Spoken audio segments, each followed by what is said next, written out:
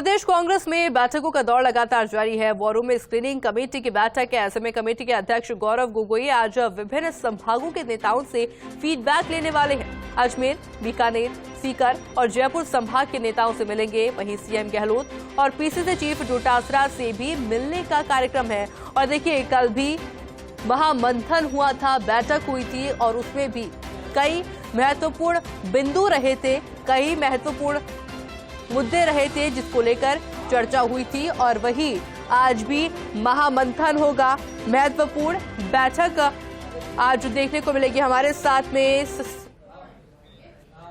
Bureau chief Naresh लगातार बने हुए हैं। नरेश जी, आज की बैठक को लेकर क्या कुछ अपडेट?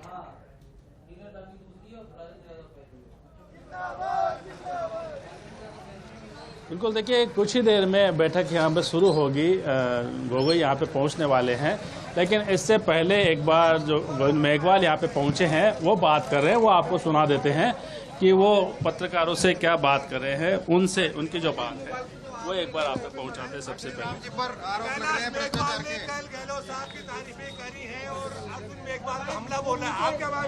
देखिए, भारतीय जनता पार्टी के अंदर ना तो कार्यकर्ताओं की पूछ है ना नेताओं की पूछ है। ये अर्जुन राम जी गैर राजनीतिक व्यक्ति रिटायर होने के बाद भारतीय जनता पार्टी ज्वाइन की। इनका कोई राजनीति से लेना देना नहीं है। इनका इतिहास मैं जानता हूं। ये बीकानेर से आते हैं, किस्मदेसर गांव के हैं। जब हम लोग आंदोलन करते थे ये उस वक्त नौकरी में थे। जब तक रिटायरमेंट नहीं हुए, 60 साल से पहले आप एक भी स्टेटमेंट नहीं बता सकते। दुर्भाग्य यह है कि भारतीय जनता पार्टी में लीडर चाहिए, सीडी, ताकि वो सीडी के माध्यम से लोग जो है दिल्ली तक पहुंच जाए। अर्जुन राम जी गैर राजनीतिक व्यक्ति हैं और बहुत दुख के साथ कहना पड़ता है कि आज नेता और कार्यकर्ताओं की तो वहां हत्या होगी राजनीतिक रूप से, और ये नेता बनकर के बैठ गए। इसलिए मैं बिल्कुल कैलाश मेघवाल जी के बयान का समर्थन करता हूं कि उन्होंने ठीक बयान दिया है। जो चूरू में रहते हुए ये कलेक्टर थे, वहां इनके ऊपर आरोप लगे हुए हैं। कैलाश मेघवाल जी एक सीनियर वकील भी है, भाजपा के वरिष्ठ नेता हैं। उन्होंने बिल्कुल तायद किया है कि अशोक गहलोत जी के राज में हमें जिला मिला है, क्योंकि गहलोत साहब ने विकास के अंदर कोई राजनीतिक पार्टी को नहीं देखा। जहां भारतीय जनता पार्टी थी वहां भी विकास हुआ है, जहां कांग्रेस के लोग थे वहां भी विकास हुआ है, जहां निर्दलीय विधायक थे वहां भी विकास हुआ है। इसलिए मैं बिल्कुल समर्थन करता हूं। और अर्जुन राम जी तो जब कोरोना आए थे तो उस टाइम भाभी जी के पापड़ लेके खड़े हो गए थे कि भाभी जी के पापड़ खाओ और कोरोना भगाओ। उससे ही जाहिर होता है कि वो व्यापारी था, इसको चंदा देने वाला था, उसके पापड़ नहीं बिक रहे थे। अन्यथा एक कलेक्टर रहा हुआ आदमी और पापड़ से कोरोना भगा रहा है, और शाम को अपनी मिसेज को लेके कहता है को अपने दीप तो जलाना है, मोदी जी का कहना है कोरोना भगाना है। कहने का मतलब है बिल्कुल अंधविश्वासी है, पुराने जमाने के आदमी है, खाली तंदूरे ढोलकी बजा के अपना टाइम पास करते हैं, लोगों को भ्रमित करते हैं। अरे अर्जुन राम जी, अगर डॉक्टर अंबेडकर भी कहीं बाहर बैठ के तंदूरा बजाता तो मुझे बताओ कि आज भारत के अंदर समानता का अधिकार कहां से मिलता। जो शूद्र जंगलों में रहने को मजबूर था, अछूत का जीवन जीने को मजबूर था, आज उसको समानता का अधिकार मिला है।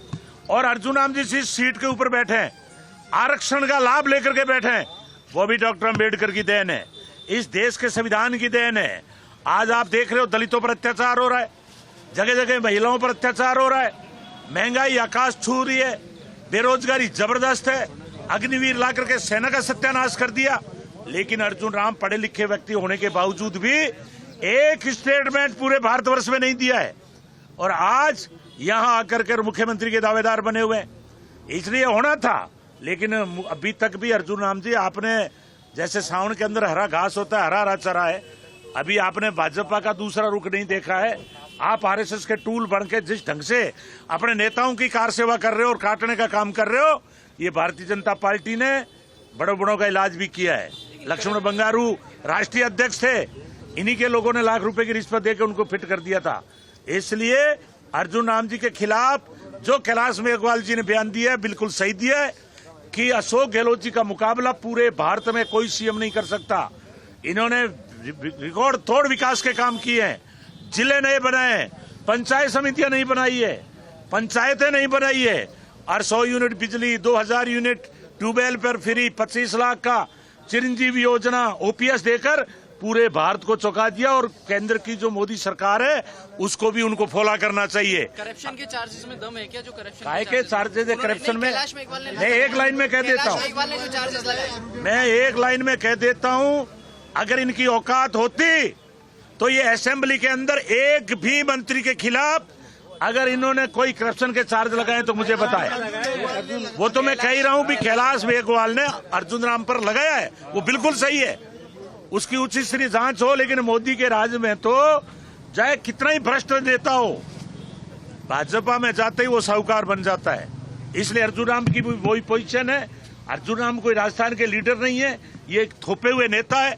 रिजर्व कोटे में पूर्ति करने के लिए इनको यस मैन चाहिए। इनको अनुसूचित जाति में ऐसा नेता नहीं चाहिए जो संविधान पे बोले, ऐसा नेता नहीं चाहिए जो गांधीवाद पर बोले, ऐसा नहीं चाहिए जो प्रजातंत्र को मजबूत करता हो। अगर अर्जुन राम में छोटी मोटी भी समझ होती तो आज वो अशोक गहलोत की प्रशंसा करते, क्योंकि आज प्रमोशन में आरक्षण मात्र राजस्थान के अंदर है, आदित्यनाथ ने नहीं दिया है। बीजेपी की सरकार जहां भी है वहां संविधान को जलाने की साजिश की जा रही है। इसलिए ये अर्जुन राम जी भी, मैं तो कह रहा हूं, चैलेंज दे रहा हूं कि आप विधानसभा में आ जाएं। आपके मीडिया में आ रहा है अपने बेटे को लड़ाओगे, बेटे को क्यों? आप तो मुख्यमंत्री के दावेदार हो, आप आ जाएं, आपको पता लग जाएगा कि अशोक गहलोत जी क्या है और आप क्या है। गंगा देवी। बिल्कुल। तो देखिए, गोविंद राम मेघवाल ने यहाँ पे गंभीर आरोप लगाए हैं, और जिस तरह से कल अर्जुन मेघवाल पर आरोप लगे थे उसी कड़ी में अब गंभीर आरोप लगाए गए हैं। और उन्होंने फिर से ये कहा है कि इनकी जो है वो जांच भी होनी चाहिए। जब वो यहाँ कलेक्टर थे तब उस दौरान जो आरोप लगे थे उन सभी की। अगर हम बात करें यहाँ पे लगातार कांग्रेस वॉर रूम के बाहर आप देख सकते हैं टिकट चाहने वालों की लंबी कतार लगी है, लंबी भीड़ है यहाँ पर। और कुछ ही देर में जो यहाँ पे गोगोई है वो पहुंचेंगे, और साथ में कई जो कांग्रेस के वरिष्ठ नेता है वो पहले से यहाँ पहुंच चुके हैं। अगर हम बात करें यहाँ पे तो स्क्रीनिंग कमेटी के जो अध्यक्ष है गौरव गोगोई, वो अन्य अपने जो दो साथी हैं उनके साथ संवाद करेंगे, उनके साथ बात करेंगे, और तमाम जो विभिन्न संभागों से जो नेता यहाँ पे पहुँचेंगे उनसे बातचीत करेंगे। पूर्व केंद्रीय मंत्री नमो नारायण मीणा है वो यहाँ आ चुके हैं। इसके अलावा उनके भाई हरीश मीणा है वो यहाँ आ चुके हैं। अगर अजमेर संभाग की बात करें तो वो उनके नेता भी वॉर रूम में पहुँचना उनका शुरू हो चुका है। मंत्री जो पूर्व मंत्री रहे रघु शर्मा, साथ में अजमेर डेयरी चेयरमैन रामचंद्र चौधरी, हरीश मीणा, कमल बेहरवा, ऐसे कई जो नेता है, साथ में विधायक है, राकेश पारिक है, चेतन रूडी है, मुकेश भाकर है, रामनिवास गावड़िया है, ये भी वॉर रूम में पहुँचे हैं।